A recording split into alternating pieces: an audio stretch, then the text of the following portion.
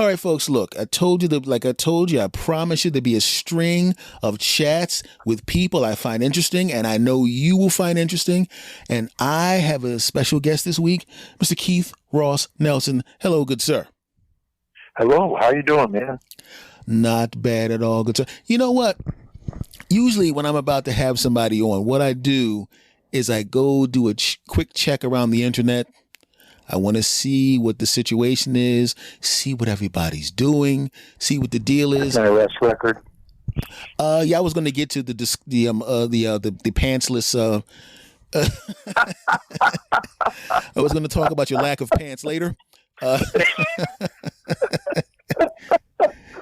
You know, I didn't see if this chat that we're having right now. If this chat was next week, I would have had enough time to check on the statute of limitations. So you might want to be careful with what you reveal to the audience. It's already all out there. Literally, I'm telling you, you should be ashamed of yourself. I mean, how often have our insurance companies been hacked? They know everything about this.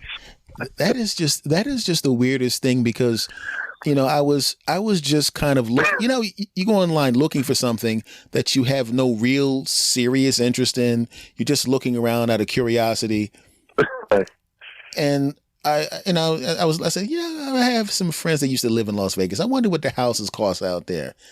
And I did a couple of looks, and all of a sudden, Facebook, $1 million homes in Vegas.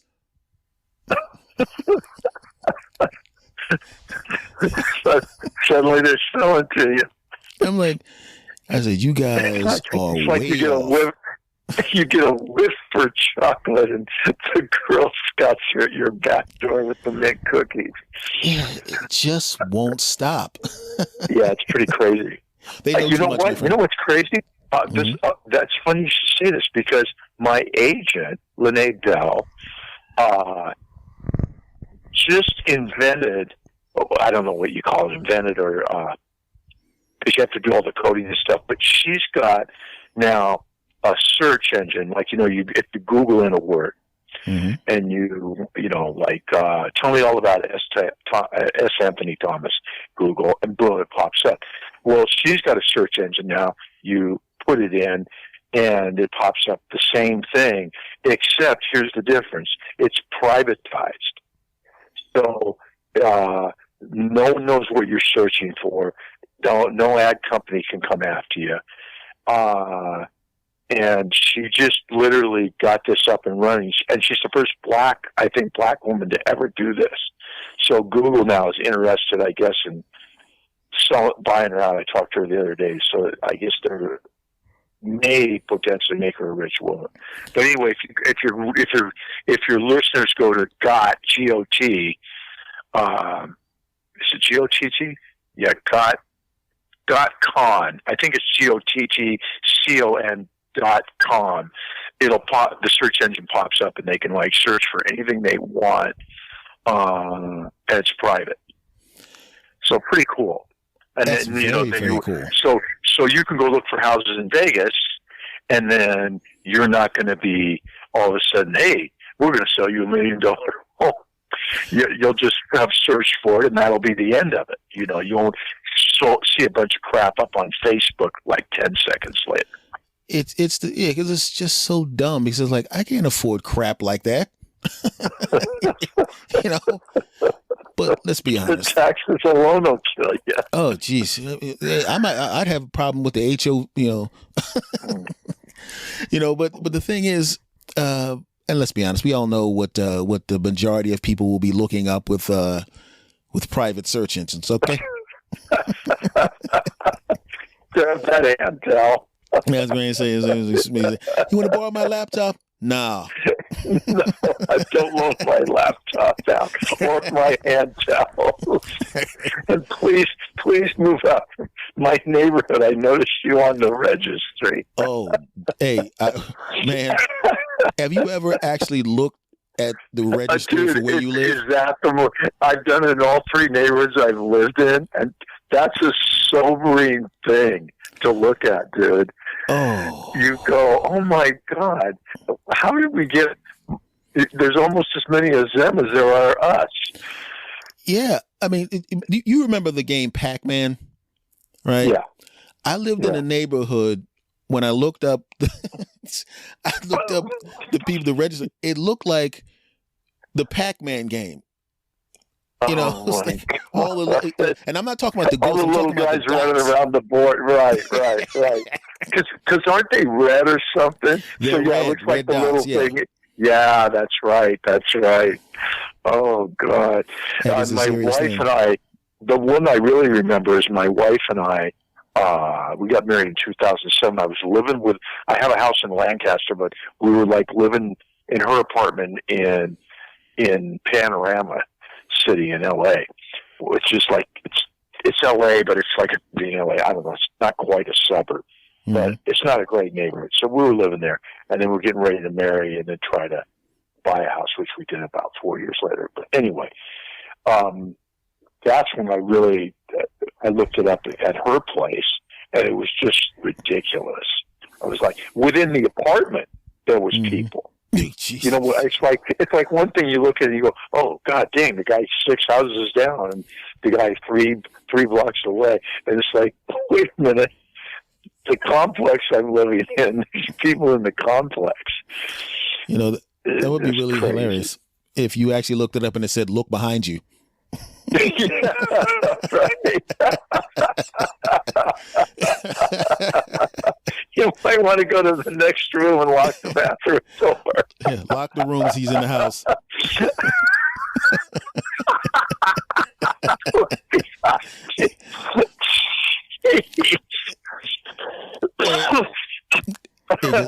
I lived in LA for the 90s, and I lived right in Hollywood, and there was a sign across the street for me, and it says, "Don't sell drugs here. You're being recorded." And I'm going, oh, Jesus Christ. So I'm across the street, you know, and they put the sign up after I was already there. So I'm going, so I basically have to walk through an open air drug market to go to the supermarket. Oh my God. Like, what is this? Dude, you can't make stuff up that funny yet that disturbing. Oh God, it was just the scariest thing. You know, it's just, you know. You know what's funny about that?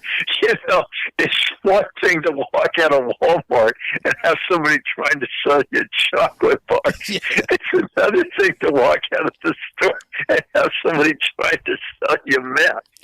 Oh, yeah. Oh, goodness gracious. I'll tell you this, and I am not making this up. This is the truth, 100% truth. No need for embellishment. I am in a Chinese food store. You know, the local Chinese, not a restaurant, but like this corner Chinese store. No, right? I know what you mean. Yeah, where you can get the stuff. I walk in, and there's two guys arguing. And I'm going, okay, they don't look too hostile. They notice me. They walk up to me, and they go, now keep in mind, like young brothers call older people like old head. And you usually expect, you think somebody my age, I'm 52 now. I was like 29 at the time.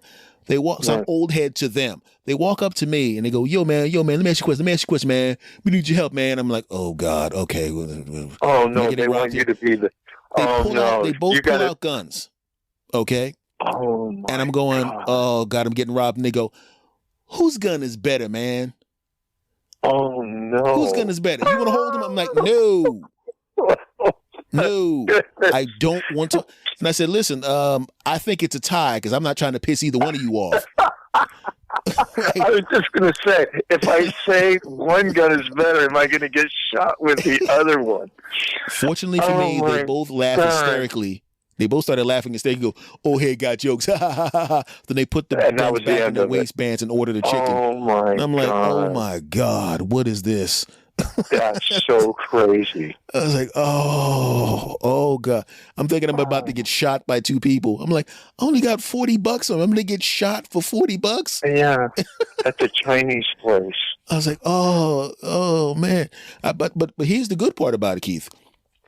The General Tso's chicken was extra good that night, not because it was cooked any better, but because I didn't have 80 bullets in my ass. You appreciate dinner more after you realize you weren't killed. Oh God, yeah. The water every glass of water was like, "This is delicious."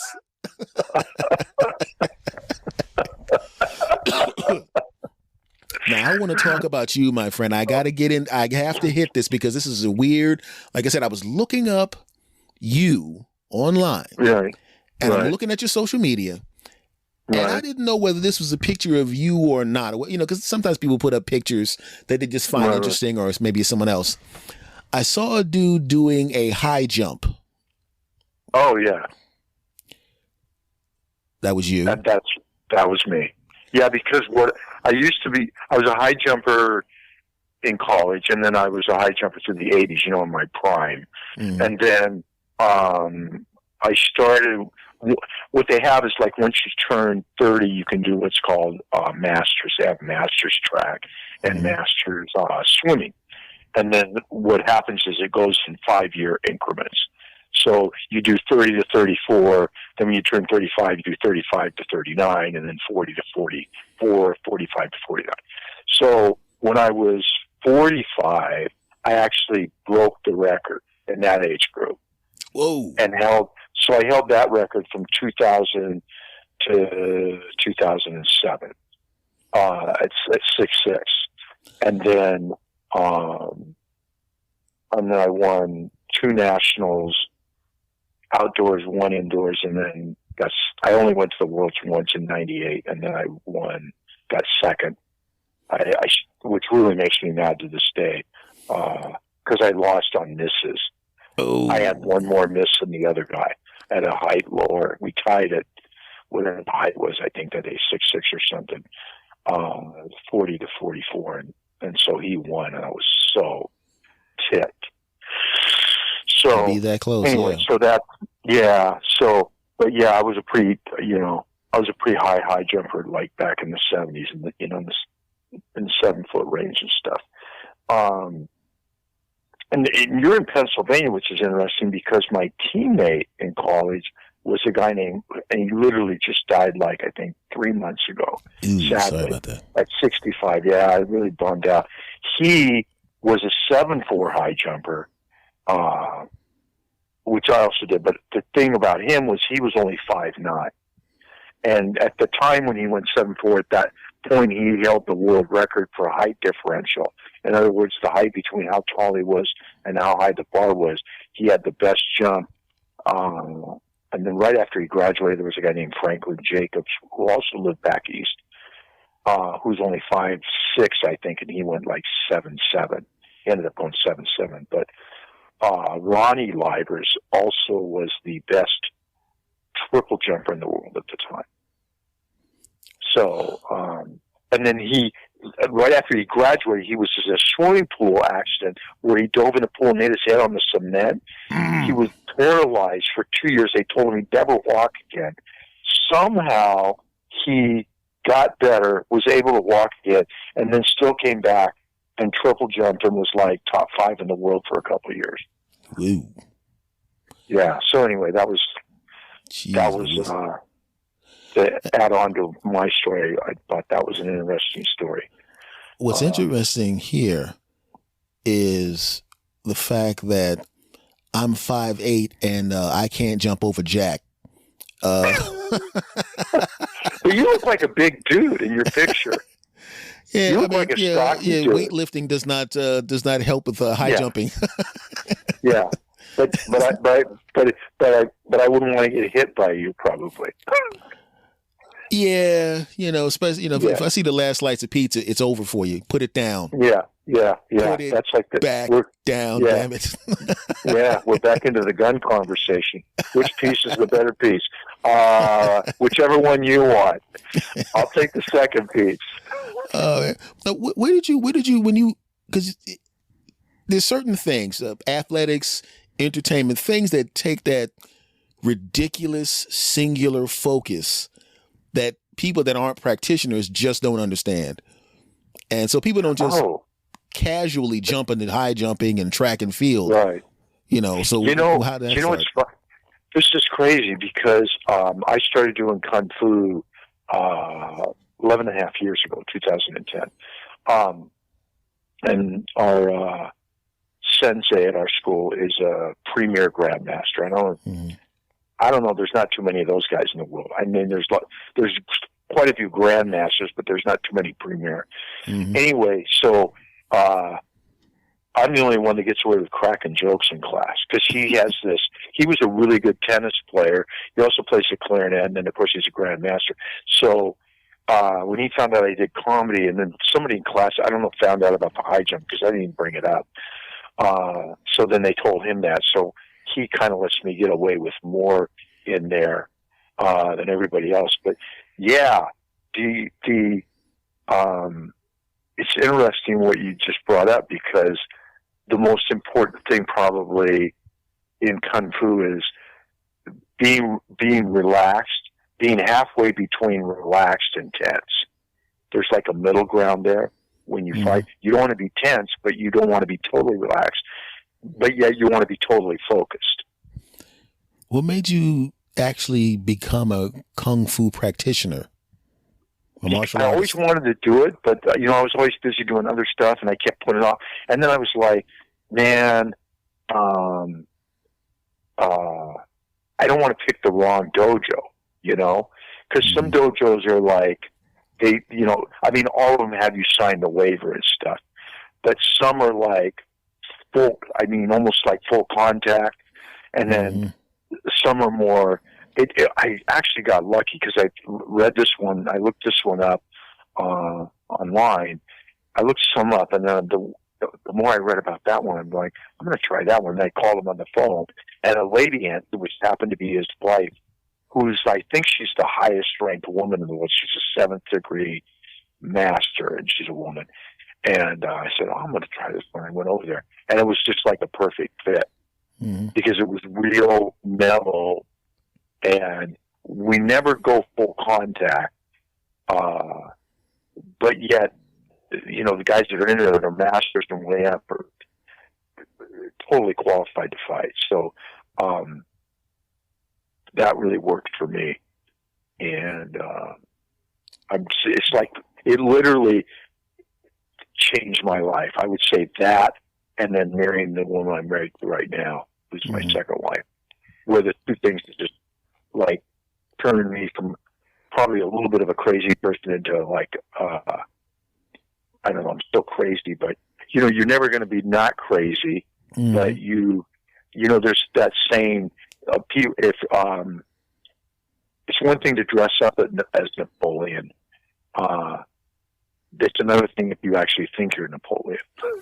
Okay, we're going to go back to that thing that you don't want to talk about because of the statute of limitations again.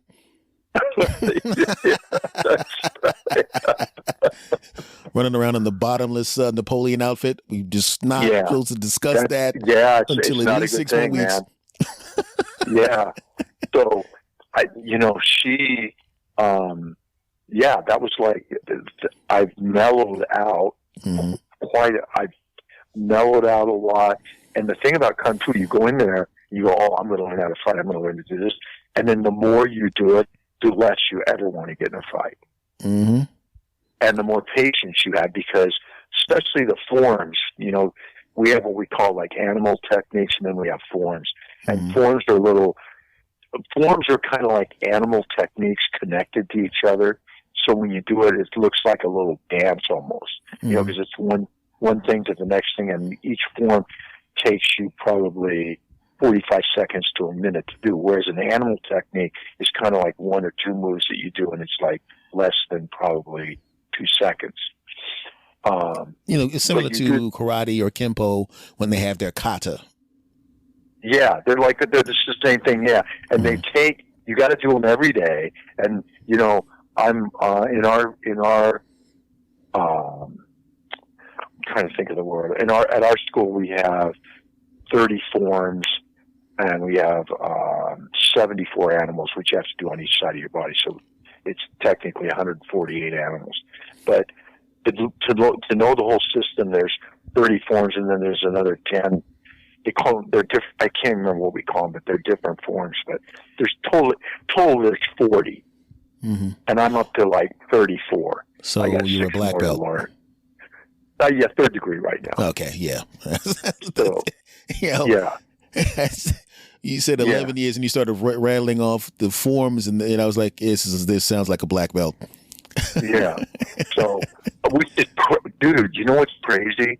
When I went in, I go, and I was a pretty good high jumper. I played basketball and I played 2 years overseas. So I pretty good in a couple things, but I thought to myself, I had such reverence for any of that, whether it's Muay Thai, any of those. And I just thought, okay, if somehow, by some miracle of God, I can get to black belt, that would be amazing. Mm-hmm. And then, 3 years later, I got my black belt.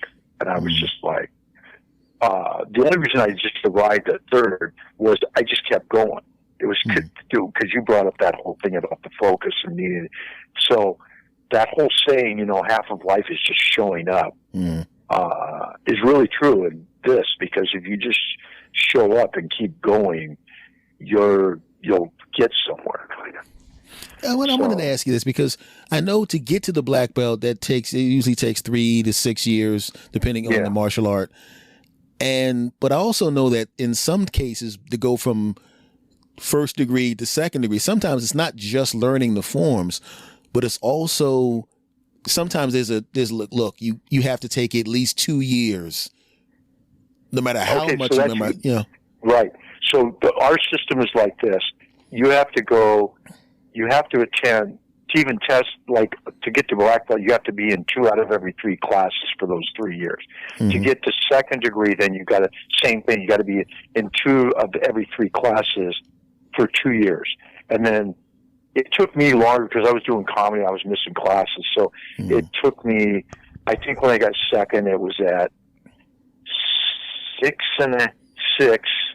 It took me 3 instead of 2. And then third, it took me, I could have tested. They even asked me, and I said, I've missed too much class. And I said, first of all, I've missed a lot of class. I don't think I'm ready. And then second of all, I don't want to disrespect any other people in my class.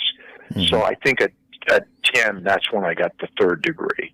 And then fourth, which is the real daunting one, is it's fourth degree, and then they make you a master. But they ask you, it's only him that can ask you to test. So I don't know when that would be. And it's actually, you have to know the whole system. They can literally ask you anything on the test, which it's kind of like directing a movie. If you think of the whole thing, or, it becomes too much. It's overwhelming. You have to okay, what do I got to do today from, 8 to 8? And let's get that done today. And, it's kind of like building the monster piece by piece. Mm-hmm. So I don't even think about fourth. They just keep going to class and let's see what happens. Because it's a little bit overwhelming. Yeah, I was going to say, when you start getting to the upper echelons of anything, it's like the spaces that seem that they're smaller, you're actually pushing a boulder. It looks like it's a small business, but you're pushing a boulder to get to the next one. That's crazy. That's crazy that you said that, because I have a friend, his name's Paul Dudridge. He used to be an agent in England for comedians. He was actually Ricky Gervais's agent for a while. And there's another guy, what's that guy's name? Michael, can't remember his last name. He's the biggest comedian over in England. Michael something, I can't remember that guy's last name. But he said, I did some consulting with him and stuff back in almost the same time I started doing the Kung Fu. And one of the things he said to me, he goes, you got to realize in comedy, you're good, but you can't just be good. He goes, you got to be great every single time you go out there, no matter what. And he goes, that's the difference between blowing up big and then being good. So when you just said that, I immediately had a flashback to him saying that, because it's the same thing. Yeah, that window gets smaller and smaller. I mean, you remember how long you been doing stand up, by the way? Since '86. Oh, it's the year I started. Okay. So I remember the older comics would always say to me, "Hey man, you got to get 15 minutes to MC, man." And then I got my 15 minutes and they go, "Okay, that's enough of MCing. you got to get 30 to be a feature man. And you double it. So you double from 15 to 30. But that 30 to 45 jump to get to a headliner, geez Louise. Yeah. Yeah, because it actually has to be, first of all, it has to be more than 45. Exactly. It can't just be, because, I would say it has to be at least an hour, because there's just audiences, especially if you're traveling around and stuff, where, and I mean, for years I didn't change. People go, well, do you change your act? I go, no, I never change my act. I change my attitude sometimes. And they go, what do you mean by that? Well, like if I'm in the Deep South, I talk slower and smile more. Mm-hmm. Because they think if you've got any kind of tude, that's exactly who you are. They don't differentiate between your tude on stage and who you might be off stage. Mm-hmm. Which is kind of weird. They just think, well, that must be, you're an asshole. You got an asshole attitude on stage. That's who you are. You know what I mean? I remember doing some places outside of the cities in the middle of the country, right? And this next guy, very funny man, yeah. And he's originally from Philadelphia. I was like, oh my God. I told her, I said, dude, don't say where I'm from. Come on. Don't say where I'm from. Read the credits. Dude, I always tell people, do not tell them I'm from L.A. Oh my God, they'd be worse on you. Oh yeah, dude, they hate Californians. The first thing I'm from Oregon originally, Portland. And one of the things we tell people in Oregon, if you move up from California, what's the first thing you do? Change your license plates on your car. Oh, God. I've been up at Harvey's because sometimes I drive up because I like to have my car and stuff. And I have friends up and my mom used to live in Grants Pass, which is southern, so I go down and visit her. And twice I went up there and got my car key. And I'm like, these motherfuckers are keying my car, even though I'm from the state, because they see the California plates, man. Well, just be glad you didn't go up there with a Tesla. It would have keyed your car and peed on it. Oh my goodness. Whoa. Oregon? Yeah. That's where you're from? Yeah, Portland. Portland? Hold this. Okay. So Portland, Oregon, track and field, and you did track and field during what time period in college? Oh, 70, well, yeah, the big time, 73 to 85, probably. I went to Oregon my freshman year. So you overlap with who? School. What's that? Did you overlap with Pre? Pre, okay, I got a great story about Pre. So, Pre graduated the year before I came in, but he was still running there. He was then running for, I think they call it the Eugene Track Club. And the day I came in as a freshman, and the day I arrived. Hold on.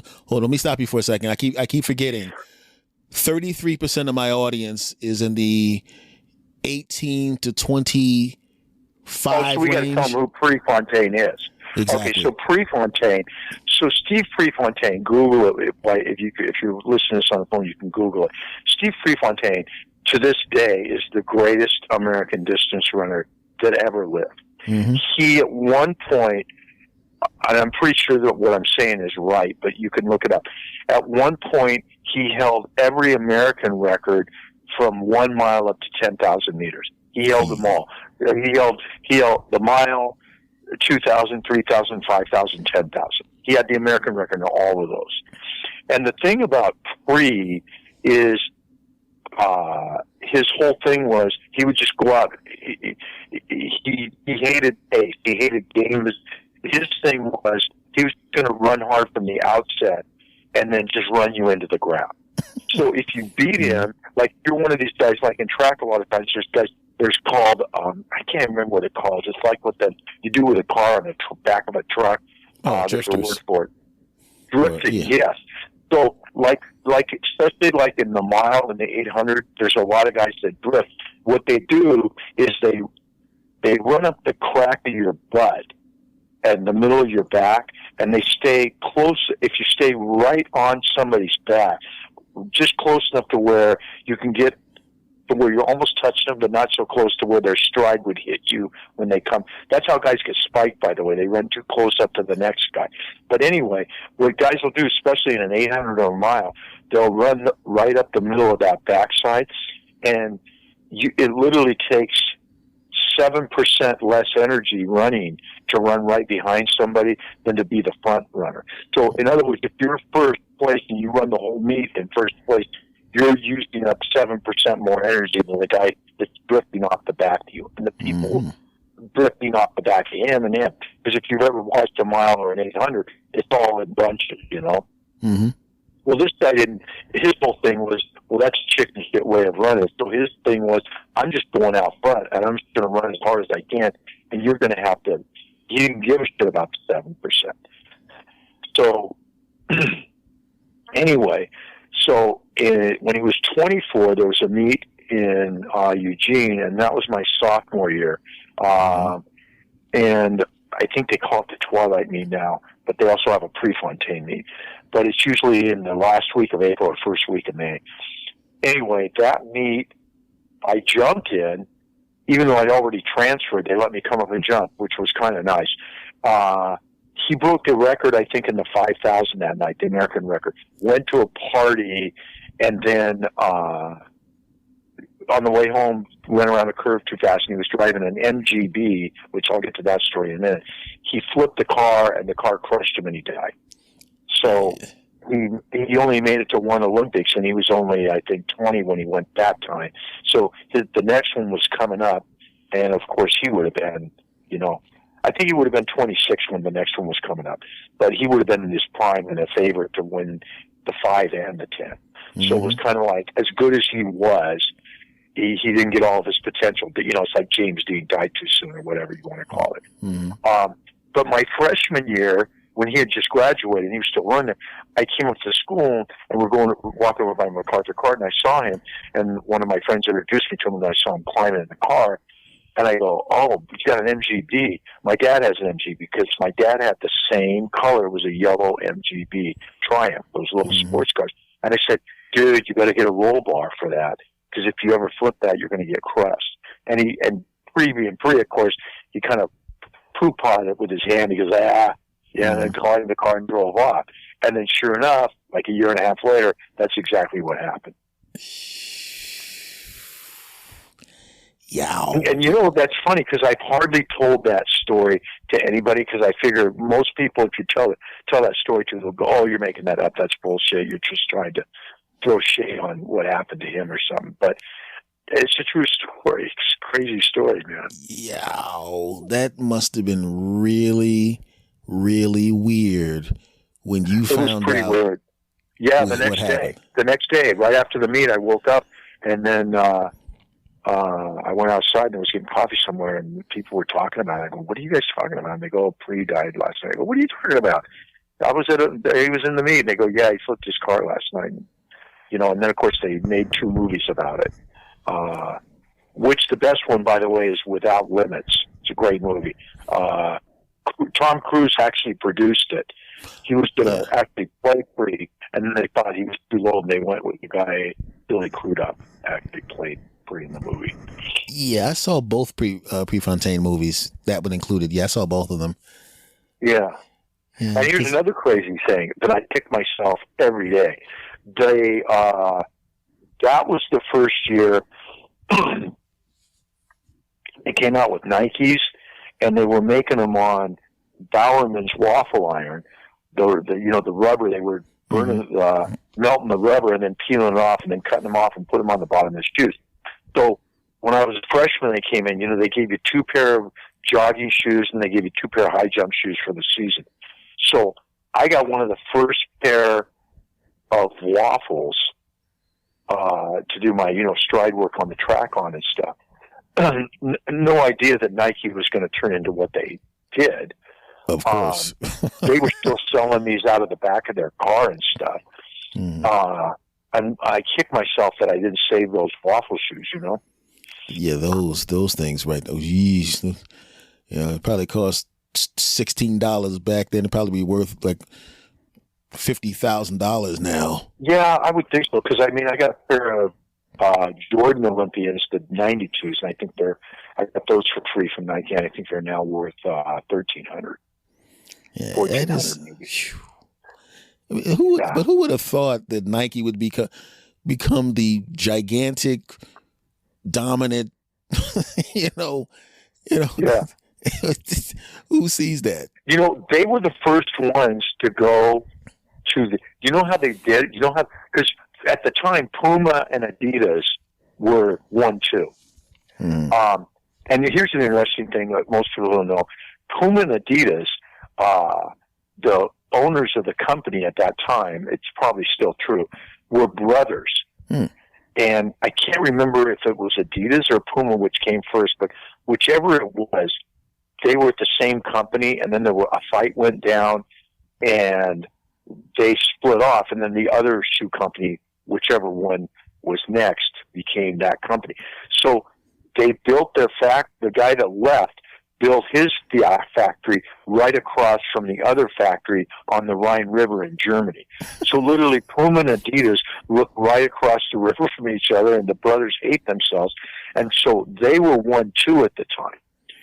And Nike comes along, and what they did that was really smart, they would go around to sporting goods stores, and they would say, will you put our shoes in the window if we give you guys some free shoes? So they were the first ones to do that. And so they got their shoes up in the window, and because they were giving free shoes to all the guys at the sporting goods stores, the guys talked them up. And then that's like how they took off. So they took the same, what's the word? They ran the same program with the coaches. The coaches were the first ones to, I think, I can't remember if it's the coaches or the players, but they were like getting the shoes on the players and giving them to the coaches in basketball. And then after that, it just took off. Yeah, that's guerrilla marketing 101. Yeah. Yeah, give them a sample. Give somebody something for free, man. Even if it's just a bumper sticker. Yeah, it's amazing how there's basically, when you describe this time in your life, that is basically your Zelig moment. Where you're just diving across, you skipping across these historical things that are happening right around you. I'm not thinking anything about it till later. Yeah, it's just because the thing is, when you were describing that, I'm just imagining myself in your shoes, giving a piece of advice like that was just good common sense, and then seeing the unbelievably tragic result of not taking that advice. You know what I mean? That's crazy you should say that, because you know what I learned in Kung Fu? The most important thing I learned? It's not anything to do with fighting. Well, it is and it isn't. Like, we have when you walk into our thing, the only thing that's printed anywhere in the Kung Fu place, on the wall there's a sign that says, train only to master yourself. So that was the first thing I saw when I came into the Kung Fu. And I'm like, wow, that's a good one. Just, you're only competing against yourself. Just be the best you can. But the thing I came up with, a second thing, was you never know. It's like one of my favorite sayings. You never know. You never know who you're talking to, who you're dealing with. So respect everyone and everything. Respect animals, respect people, and just be respectful. And the reason I came up with that is because our premier Grand Master is he's 5'7", 150 pounds. He's 70 years old. He's got white hair down to his shoulders, and he looks like just a little old man. Dude, he's just. I asked him. I think it was my 5th or 6th year in there. I asked him, "Have you ever been in any fights?" And he says, 2. I don't know what happened. And he just looked at me. He goes, 2 hits, and then he walked away.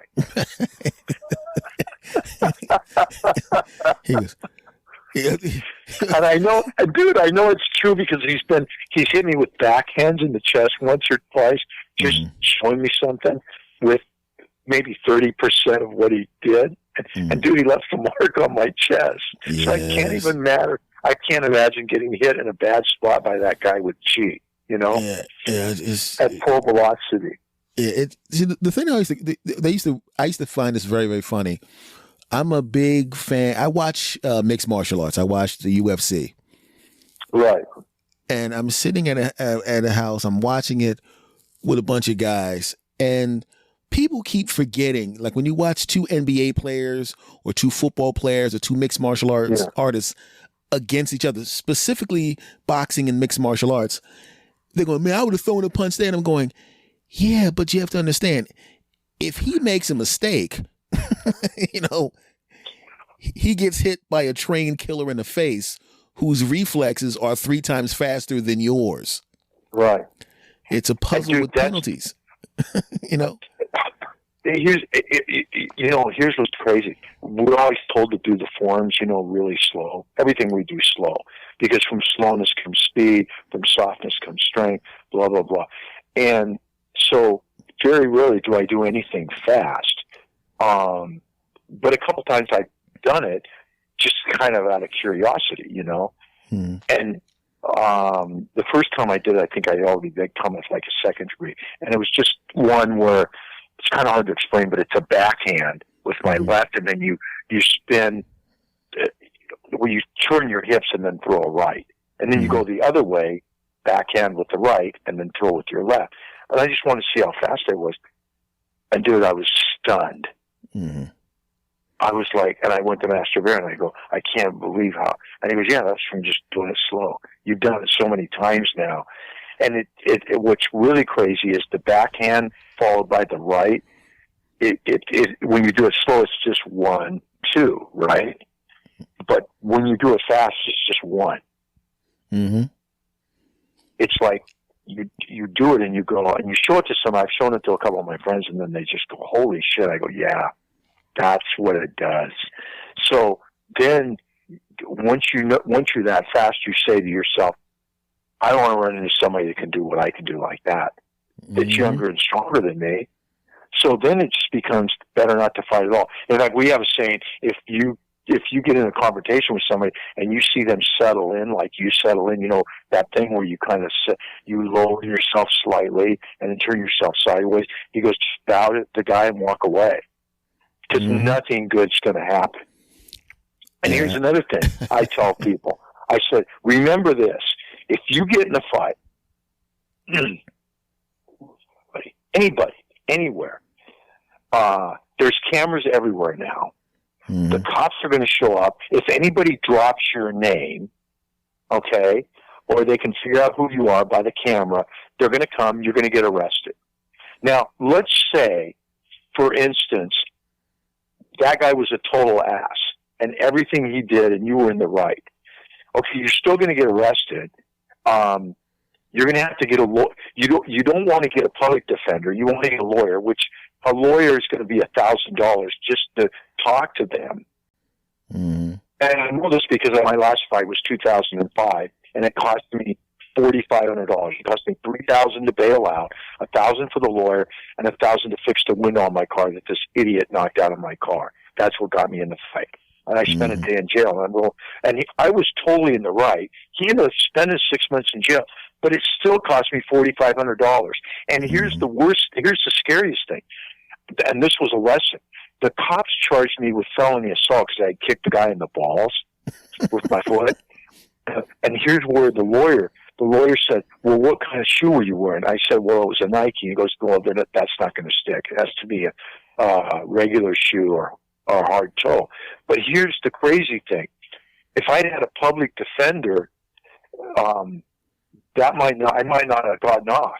But because I had a lawyer, he called the guy, look, this guy's been in trouble, blah, blah, blah, blah, blah. This guy broke his window, tried to run him off the road. They dropped all the charges. But, and my lawyer said, well, first of all, you only hit him once or twice. He started. The felony isn't going to stick. But here's the thing. the cops are going to charge you with a felony. Why? Because they want to get the good caller to make themselves look good. So think about that. You could get charged with a felony. You don't have a good enough lawyer. Now they stick you with a felony, even though it wasn't a felony. Yeah. Not and wait till they do some research on you and find out about the martial arts. And that's the next thing. That was the next thing I was just going to get to. Now I get into court, and it's him against me. Oh, you're a black belt, and you didn't find a way to get out of the fight, and you used what we consider a lethal weapon against another person. None of it is good. It's never good, ever. Ever.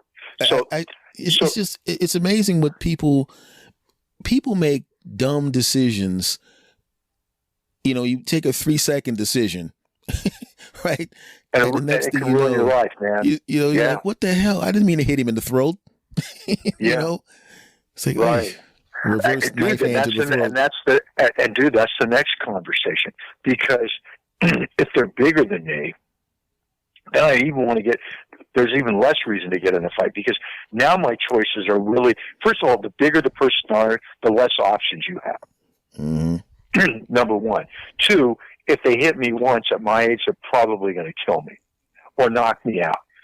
So now this isn't like, oh, I'll just, I'll take this guy down, blah, blah, blah. No, now it becomes like, okay, at best I take a knee out and he doesn't walk for a year.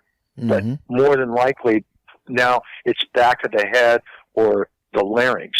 Mm-hmm. Well, you hit somebody in the larynx with chi, you're going to kill them. Mm-hmm. Which creates another problem for me. So now it's down to, do I kill this guy, or does he knock me out, or do I find a way not to get into it with him? So then you just become a better judge. Twice in the last, before the COVID hit, the 2 years before that, twice I was in clubs where I go, whoa, this doesn't look good. This is going to be bad soon.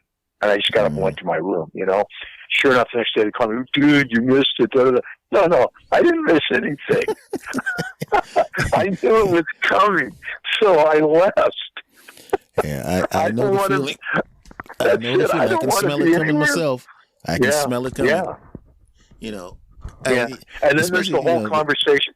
Oh, sorry. Go ahead. Sorry. No. Sorry, I was just I was moving microphone closer to me. I wasn't talking. Go ahead.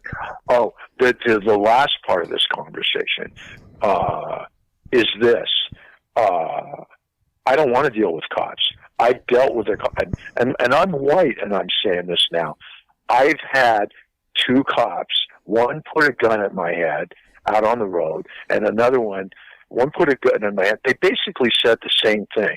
I can kill you right here out in the middle of nowhere, and nobody's going to miss you, and nothing's going to happen to me.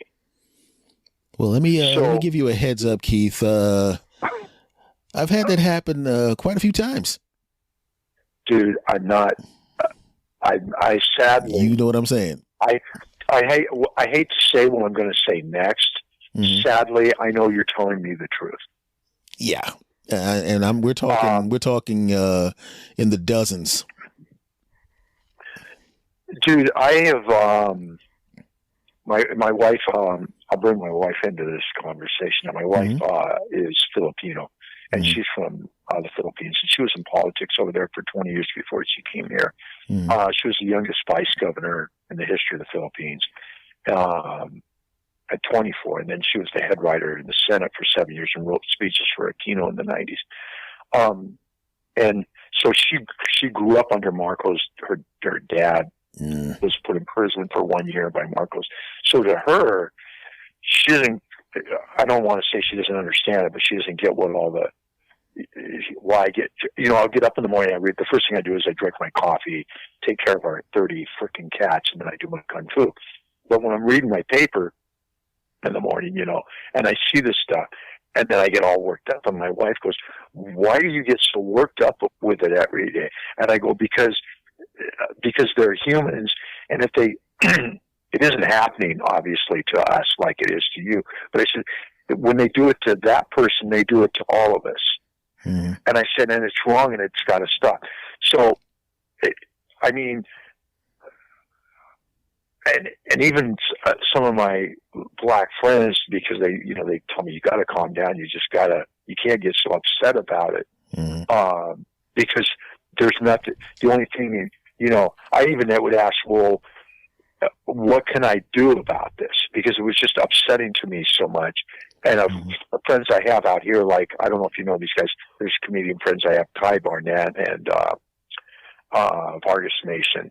Yeah, and I've had long talks with these guys about it. And it's just, I finally just joined Amnesty International. I figured, well, at least I can, because my daughter said, you being mad about it every day, because my daughter's real smart like my wife. And she said, you being mad about it every day and not doing anything, then it doesn't do anything. So you should do something. Otherwise, you're just talking about it like everybody else every day. So I said, okay. So I joined Amnesty International and a couple other groups and just at least give money, because I don't know. I don't know what the answer is, but it's just it's like the gun argument. It's like that insanity's doing the same thing over and over and expecting a different result. And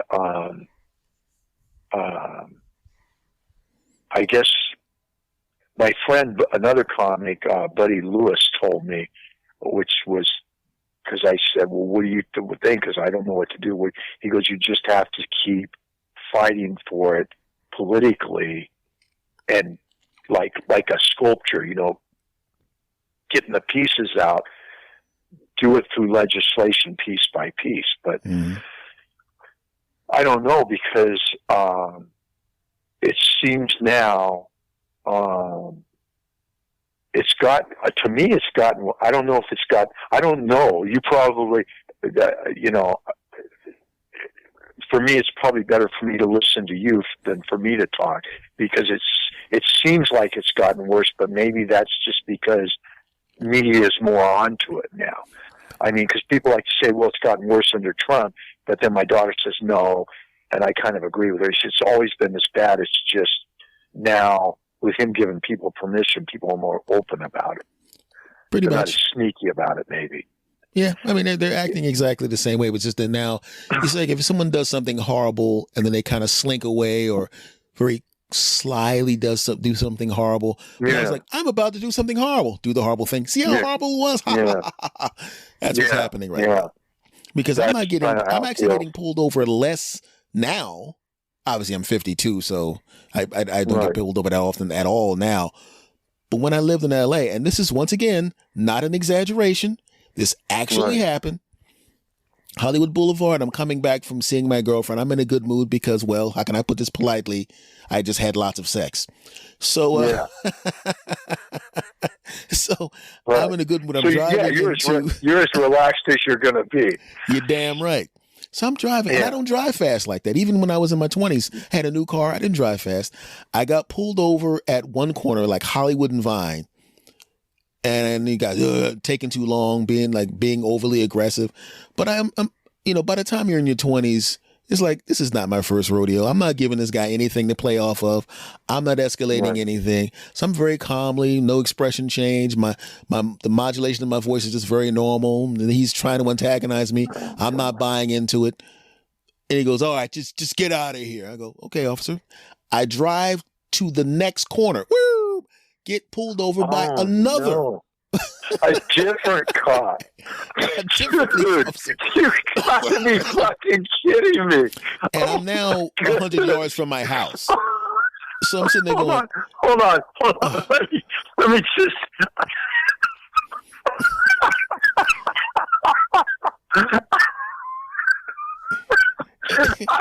you know what? That's it. You can't make up something that dark and funny.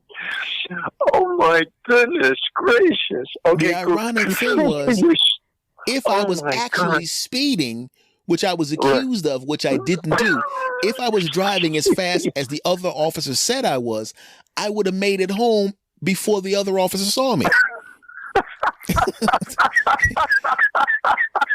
And I'm laughing. And the bad part about it is, that's the funniest thing I've ever I'm sitting there going, "Oh my God! If I was driving 50 instead of 25 zone, oh my God!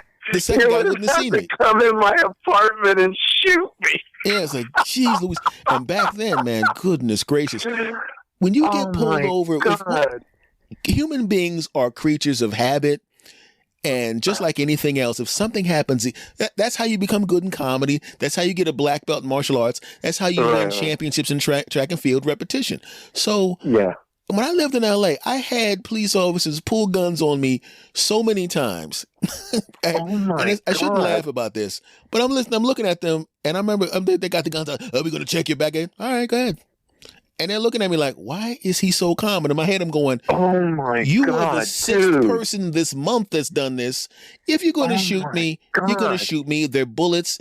It's not going to hurt for that long. That's what I'm thinking. It's like, if you shoot me, I'm going to die anyway. And it's not like it's going to hurt. So I'm not going to stand here scared. I'm just going to stand here calm and let you do what you do. You know?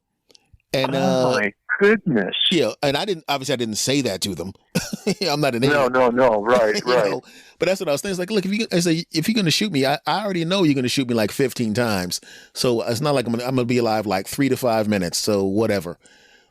I made peace with it. And I realized later on how bad that is. You know what I mean? It's like, God, I made peace with possibly getting shot a bunch of times for walking through a mall during the day. Right. Ugh. Yeah. And, when you have, my wife, when she was 6 years old, they took her, I think 5 actually, they took her dad. And he hadn't even done anything wrong. They took him because a mayor of a city next to him thought he was after her wife or something. So he just said that he was a political dissident, whatever you want to call it, and they put him in jail for a year. So when he got out, I guess they would still come for him once in a while. So my wife's mom would be at work. She was a nurse, and my wife would he would hide in the attic, and my wife, being 6 years old, would answer the door with these guys with guns and say, "Oh, he's on vacation." Jeez. Can you imagine being 6 years old and answering your door and telling guys with guns your dad's on vacation? So, I kind of, and by the way, I've only had it once. I've had a guy put the gun to my head, but dude, you don't forget that stuff. No, that's not something that oh yeah, I tripped the other day and stubbed my toe. That hurt. Then forget about it. Yeah, when someone who's holding guns on you is trash talking you at the same time. Yeah. It's not like somebody dunks on you on a basketball court or chokes you out on the mat. Right. Yeah. It's like I may be gone 10 seconds from now. Mm-hmm. Oh my goodness. And it's just a weird feeling. And it literally one of those are the kind of things that literally change who you are as a human being. Mm-hmm. Because you become, as I'm sitting there, I remember I got maybe 15 years ago. Yeah, man, I got carjacked, right? And the guy jumped in the car, put the gun to my head. But I'm sitting there in my mind going, dude, you're like number 57. That's what I'm thinking. It's like, you're number 50. This is the 57th gun. Granted, the other 56 were all police officers. You're the first guy that's ever pulled a gun on me. I'm like, they was like, dude, you're 57. You know what struck me as funny about that is it's sick and it's funny is, finally somebody on the other side pulls a gun on me.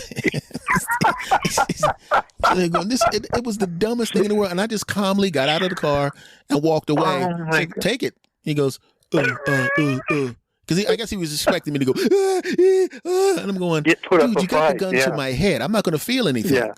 Yeah. It's like, I'm not going to feel anything. I mean, I don't want to get shot. I didn't freak out. I mean, I didn't even really freak out after it was over. I was like, whew, got out of that one, Right. But it's like, dude, you're number 57. So he's like, it's like, it is what it is. My goodness. And fortunately nothing like that has happened to me for the past, thank goodness, 2+ decades. You know.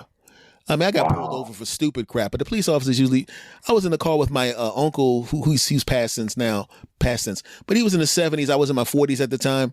Police officer pulls me over for bull crap. I roll down the window. He looks and then he sees a middle-aged guy and an old guy in the car and he goes, Just let it go. Sorry, sir. And we pulled up and we were laughing in the car. I'm telling my uncle, don't laugh too loud. Don't laugh too loud.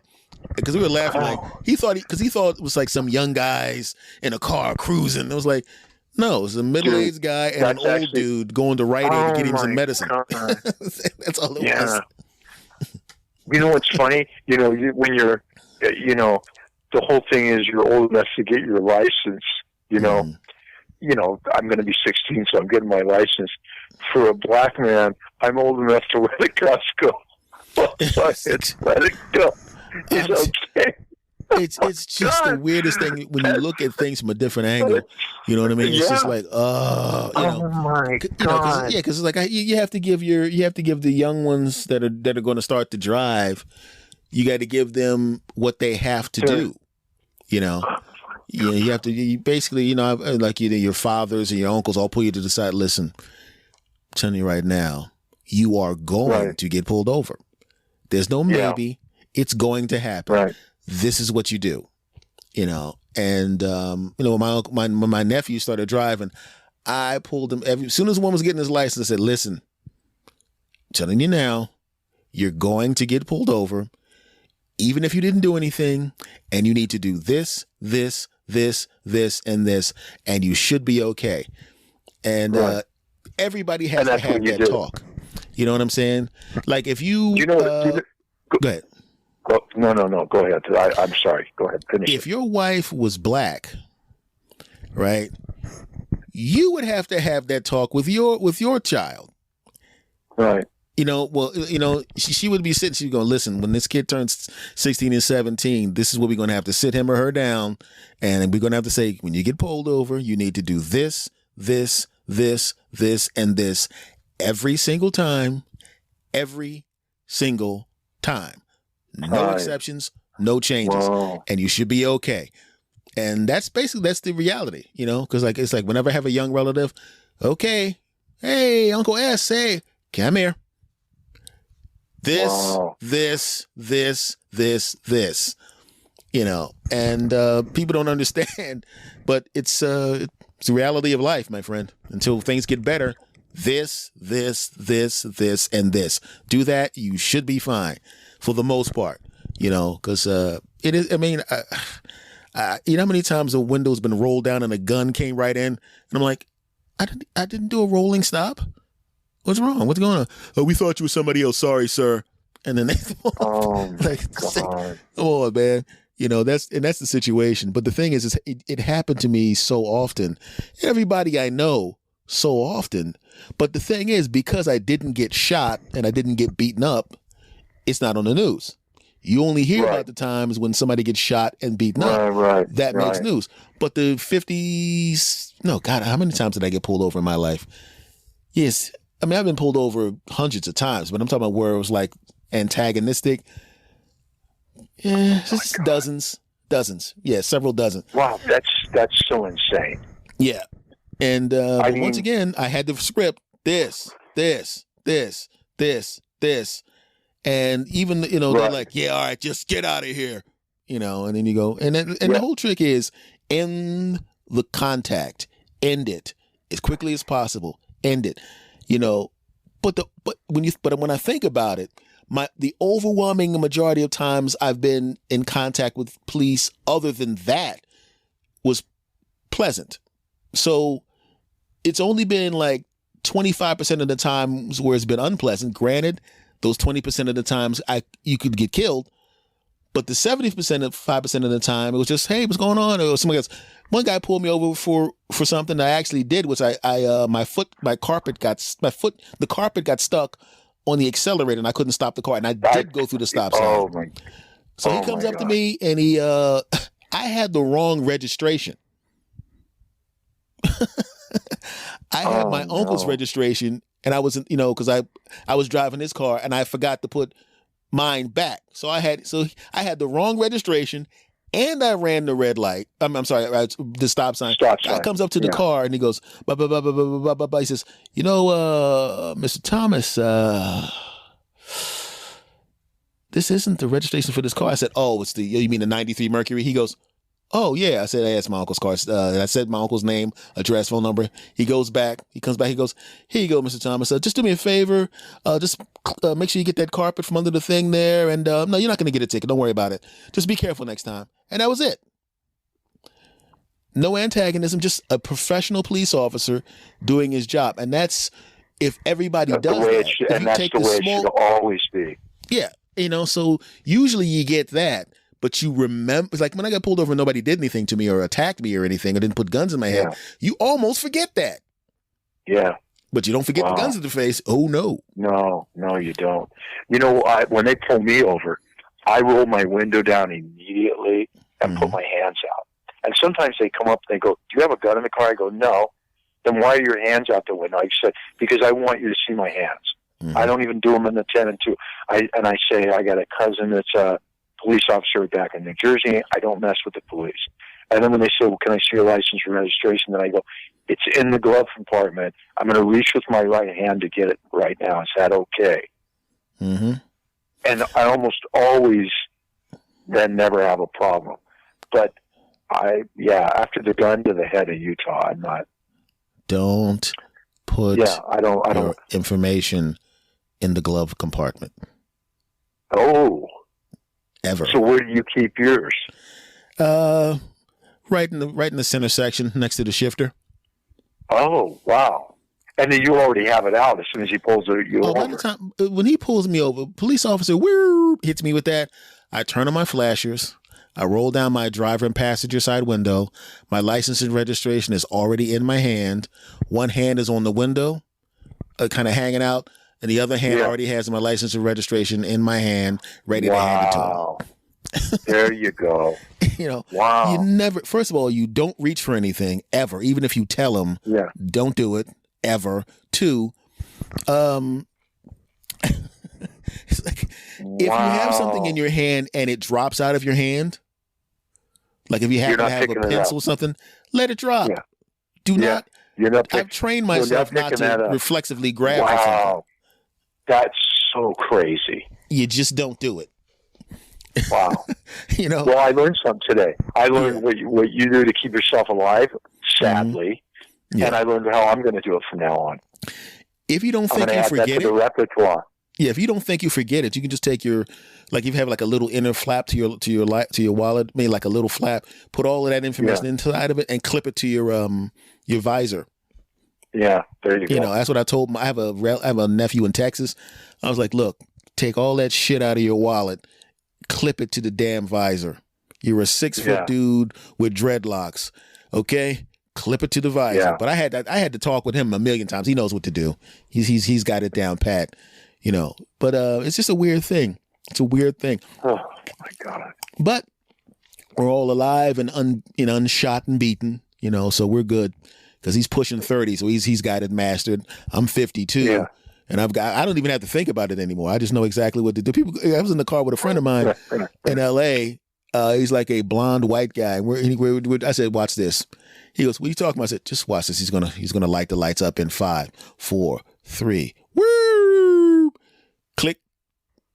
Flashers, lights down. Handed him a license, and the guy goes, "Yeah, you're fine. You're fine, Mr. Thomas. You're good. You're good." I said, "You don't need a license." He goes, "No. You're fine." Because he was in this particular case, he was looking for someone, and the person he was looking for had the same car. So I get that one. That one I get. And it was a black guy and a white guy in the passenger seat. So it was like, okay, I ain't got no problem with this one. But he also knew what the dude looked like. As soon as he saw me and my friend, he was like, that's not them. He waved his hand, and the guy, his partner. But he was still professional with you. Oh, yeah. Yeah. See, that's the thing. I always say to my friends, you got to remember, the guys that had the high enough SAT score or money or whatever you want to call it to get into a fraternity and date rape women, the ones that don't have the high enough SAT scores that would be date raping women in college, those are the guys that become cops. You know what? The stuff that's coming out now, I am so glad that I never touched anybody, molested anybody, sexually harassed anybody. You know what I'm saying? I've never done any. First of all, I was raised to where that was not even possible for me to do. I don't have that Right. in me. Right, So right. I'm cool. So it's like, you're never going to hear S. Anthony Thomas grab some breasts and he did some stuff with the breasts. Never going to happen. Yeah. You know, because there's none of that. But everybody's getting nailed now, and they deserve it, those bastards. Yeah, it's not a good look either when it happens. Yeah. Now I want to change things up really quickly. I want to move off of this Sure. darkness. I want to grab one more thing before we wrap up, because I am interested in everybody's origin story. Like, I had some writers on, and I found out why they wrote. I had a guy who's a political comment, does political cartoons, and I was trying to figure out why he did what he did. I'm curious because what we do as comedians, like I said a little while ago in this show, you're wired differently. I'm wired differently. Right. Because one of people's biggest fears is public speaking. We've chosen to spend our adult lives not because public speaking is different. Because if you're doing a TED talk or a presentation, you don't need a response. You're dispensing information. You don't have to adjust anything. You can just do a PowerPoint presentation. But a comic is a whole different story. Adjust anything on the fly from joke to joke. So why did you pick up the microphone the first time? I'm curious. You know what? That's such a. When I was at the University of Oregon, my freshman year, you go in there and you're going to these 90-minute lectures, and it was just torture to sit there for 90 minutes and listen to these lectures. So I would sit in the middle of the class, and when they would say something, and never at their expense, but I get in these little cracks here and there, And then my friends started kind of saying, "Oh, well, you think you're funny? You should try it." And then same thing at San Jose State, which is where I finished up. And then I got out of there, and then about a couple of years later, I go, "I'm going to just try it." It was kind of like a lark, But you know how it is. You go up and you try something, and then you go, "Wow, this is," you get one or two. I'm sure I was horrible the first 5 minutes. I did, but I did get one or two laughs. And then you go, you know how it is. You don't focus on that 4 minutes that you sucked. You focus on that 1 minute you got laughs in there. And because my whole thing was I was going to finish, get my master's degree, and I wanted to coach college basketball or track, one or the other, probably basketball. But then I started doing that, and I'm like, this is what I want to do. And here's another interesting thing. Up until I got married to this woman, it was all about how hard can I make people laugh, and then I just want people to notice me. You evolve as a human being and stuff. And then when I married her, and I was ready for, because I dated nothing but crazy women for 30 years. And then I finally had one that did enough of a number on me. I said, I got to make a change. And I kind of made the change about, these are things I'm not going to do. I'm not going to put up with in a woman, and these are things I want. And then the next person I dated did some of the things I didn't want. I got rid of her. And then the next person I met was my wife. And then after being with her for a year or two, it's like, then I realized, oh, wait a minute. This isn't about me and how hard I can make them laugh. This is about an exchange between the audience and me. And so that was a good changeover for me too. The Kung Fu relaxed me. Then having the attitude, I want you to have a good time, and I want to have a good time. And then I didn't want to hang out afterwards, and get their attention. I hope you had a good time. I had a good time. Now I'm going home to my wife and kid who I enjoy. And you jumped up a level on the hierarchy of needs is what happened to you. Yeah, that's what happened, dude. And boy, it was like, and now it's like, and it was good because now the COVID thing, I miss performing, I miss the checks, and I miss doing the comedy, but it's not making me crazy or anything, because my needs now, I accept my, you were talking about, why did we get into this? You know, and I'm sure part of it was my having some anger issues because of my childhood and stuff. So, but now there's less of that and more, like you said, my needs are being met, and I want to meet their needs too. I want that audience to leave feeling like they got a good show and they had a good time. So good way to go. You might even, so you might even sacrifice, because before it was like, I just want to kill these people. I just want to put the hammer down on them. And maybe you could get even harder laughs, but then people just leave, oh, he's just an asshole. Versus, oh, I want you to have a good time. So, and I think that just makes for a better, well-rounded show in the end. Well, the thing is, when the comedy art form, especially if you do you talk about yourself, biographical type of things, you tell stories about your life.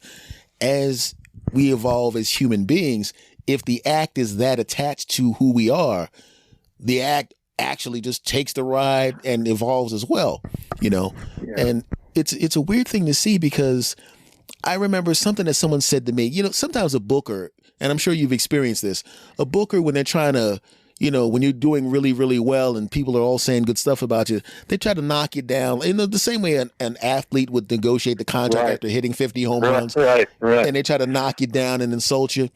And one guy, I tell stories on stage. So one guy was a joke machine, but like, bop, bop, bop, bop, bop, bop, bop, bop. And the guy goes, Wes Anthony, hey, I know you're killing and everything and everybody loves you, blah, blah, blah, blah.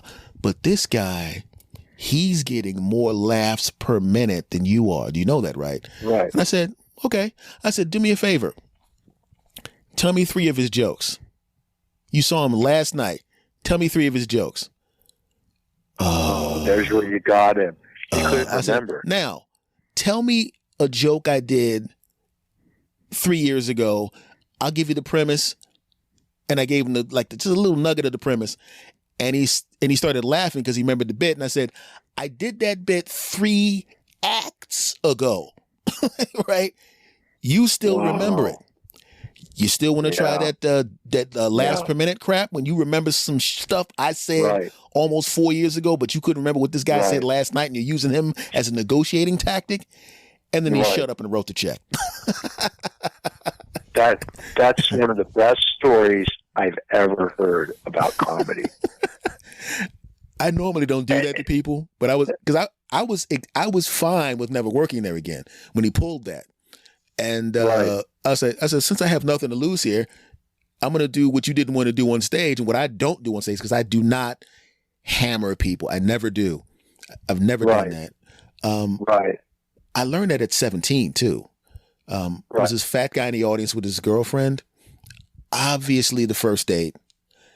Obviously he's nervous. His shirt is too small. She's a pretty little thing. He was a nice looking guy, but he's like a big fat guy, right? And the guy before me did a couple of fat guy jokes to him. Hey, how about, I bet she's flat. You get on top. Haha. Right. And I'm watching the guy's face. Now, before that, he's having a great time, but now he's like crushed, and he's, and the audience is laughing, and I'm looking at his face and I'm going, yes, the other 298 people are laughing, but these 2 aren't. I'm never going to do that to somebody. I'm never going to do that. And, and that stuck with me. And I was a 17-year-old kid when I saw that. Well, good for you. First of all, good for you for beating me way to the punch, 17. And good for that. I don't even know what to say to the statement that you had the wherewithals or the good upbringing to realize that at that young of an age. Because I didn't realize it until, I always tell my wife I lived this one life for 45, 50 years, and then I met you, and then lived a completely different life. It's literally, I feel like I've lived the life of 2 completely different people. Yeah, I mean, and I'll tell you, I'll take the last. Oh my God, I'll take the last 14 over the first 45 or 50 any day of the week. Yeah, isn't it weird though when things suck? I mean, absolutely, because I've been in some horrible relationships when things just absolutely stink, suck for a long period of time, and you're looking at other people being happy. You're not jealous of them. You're just looking at them as like, I want to be kind of like that. I don't want that person. Right. I just want to be kind of like that. And then you finally get your own happiness, and you're happy Right. now. And just like you said, it's like, I'm happy now. I don't give a damn about what happened before this. Right. Boy, that's so true. Mm-hmm. That's so true, man. Mm-hmm. Yeah. So you've made this whole thing about the police and stuff. I mean, you just blew my mind. So this was like, it was nice to get a little more of an education on that side of the ball, so to speak. Yeah, well, the thing is, when you hear someone who has open ears and you can tell is an ally in your cause, you feel comfortable opening up the book and reading it to them. Yeah. So I felt because there's some people I like. I'm never going to have that I don't have to have that conversation with them now because they're going to listen to this. Right. They're going to go, how come you never told me any of that stuff? I don't want to say. But you heard the show, so now I don't have to. So now you've got your education, and I have to do it with you. Oh, God. You know how many times I've actually, because I have 2 podcasts. I have this one and I have another one. The other one, there's no guest on that one. That's just me ranting about stuff. And there are people that would listen to that one and they're like, I was there and I didn't realize you were that angry. I said, right. It's because I don't want to get into a situation. I'd like to control, the situation. I like to look at things objectively. I don't want to get angry and say something mean to somebody. I like to cool off and then talk to you later. Dude, that's crazy you brought that up because that's another thing I've learned in Kung Fu. I still get the same feeling, that anger, but it comes up and then I just breathe and then it just goes away. But so it's still there. It's just that I'm not going to let it, like you said, you're not going to let it overtake you at that moment. So you end up doing something stupid or saying something stupid. But you still, and so that's really good because you're taking something at that moment and putting a lid on it and then doing something positive with it with your podcast later on. You know what's weird though, because of what we both do? And this is another thing that's calmed me down. And I noticed it when I was right around when I was about to turn 20, I said, when bad things happen to me, not like horrible bad things, like if somebody gets hit by a bus, but just everyday bad things, I really shouldn't get upset because I'm going to take that bad thing and pay my light bill with it by talking about it. There you go. There you go. It's like if something horrible happens, it's like, I remember a friend. I told my friend, one of my friends about it. I said, dude, we shouldn't even be mad about bad things that happen to us because we're all comics and writers. All we're going to do is take that horrible thing that happened to us and make money with it. I'm the only comic talking about having 30 cats in my house. So, that's like, there's lots of material there. Oh, there's lots of material, I bet, in piles on your floor. My day starts with 7 litter boxes. That's how my day starts. My day literally starts with cat shit every day. So it's like everything's downhill after that.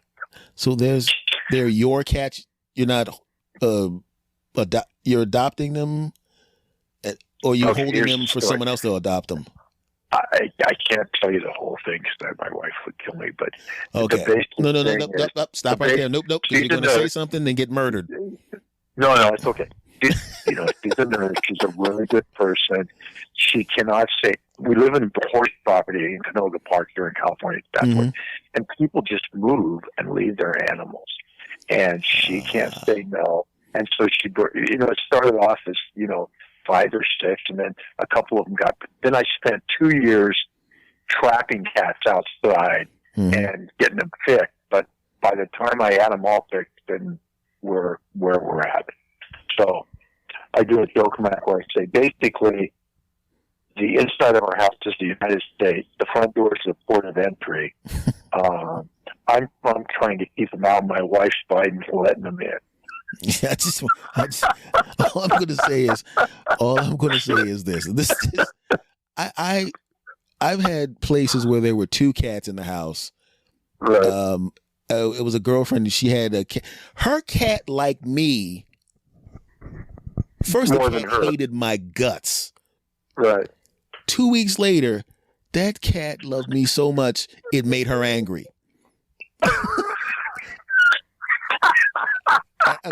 I walked into her apartment and the cat would the cat loved her, but it loved me way more. I walked into the house. No. You could hear the cat running from the back room. It would literally get into the middle of the steps, and I would stand there with my arms out as if I was carrying something. The cat jumped into my arms, Oh my put his God. paws on my shoulder and his head on my shoulder. And she goes, F that cat. Why don't you just take him with you? I said, it ain't my fault the cat's got good taste, honey. Dude, oh my God, as soon as I get off this call, I'm going to tell my wife that she will be dying. Oh, That's God. so funny. Oh, it was the best thing ever watching her face. She got used to it after a while. But, you know, when we broke up, which was an amicable breakup, I was like, I should sue you for that cat. If that cat testifies, he's leaving with me. And we laughed about it because we're still friends now. Because it was like one of those things like, you know, we should break up, right? Yeah. We good. We still good, right? Yeah. Okay. It was literally like a badly written sitcom breakup because it was just so like, I still like you. I just don't want to be your boyfriend anymore. Yeah, I don't want to be your girlfriend anymore, but I like you as a friend. Like an actual friend. Are we good? Yeah, we're good.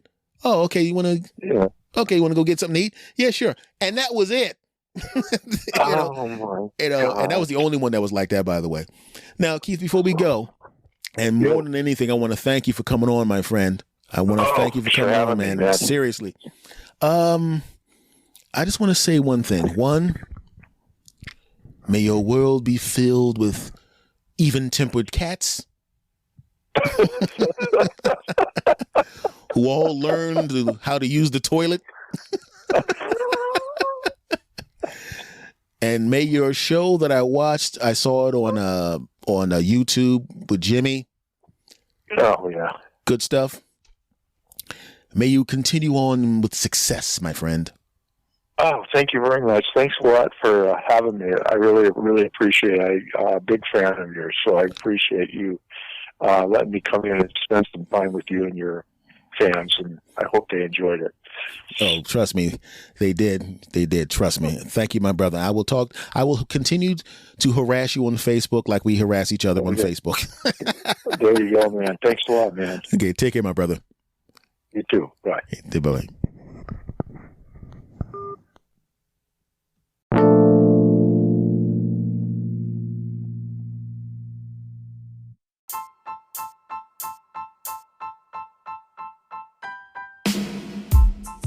All right, now that was fun, wasn't it? Told you. What did I tell you? Have I failed you yet?